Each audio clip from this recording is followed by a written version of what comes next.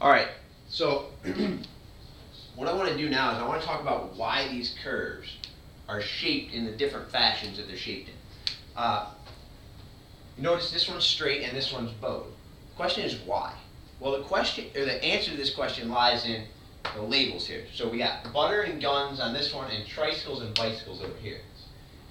If you compare the two, guns and butter are not really the same. Weapons and food, you don't really go about making them in the same way. But bicycles and tricycles, they both have pedals, they both have wheels. That one's got 2 wheels and that one's got 3. They're not that much different. So when I switch from making bicycles to making more tricycles, it's a pretty smooth, linear process. I can take, a factory and convert it pretty easily into a tricycle factory or a bicycle factory. It's a pretty simple switch. And so we get to see very equivalent or constant costs when we do that. However, think about your guns versus your butter. Making guns and making food are 2 very different processes. So think for a second.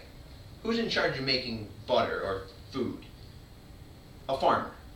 Is a farmer going to be any good at making a machine gun? Probably not. That's not what he does.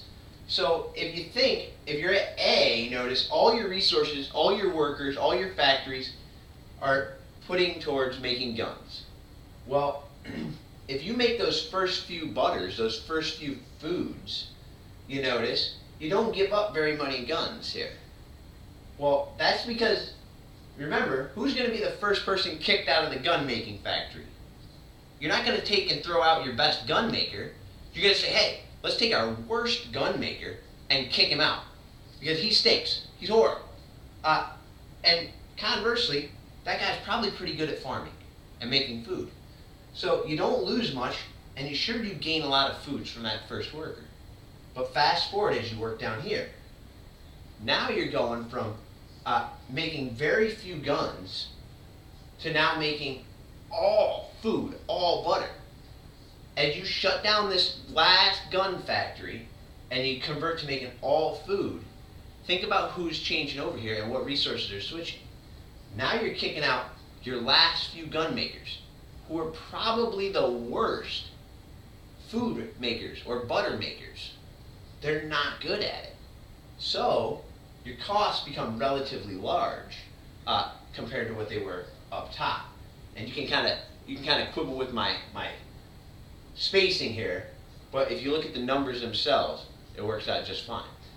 If you can do that, you're in great shape. All right. So that's production possibilities curve in a nutshell.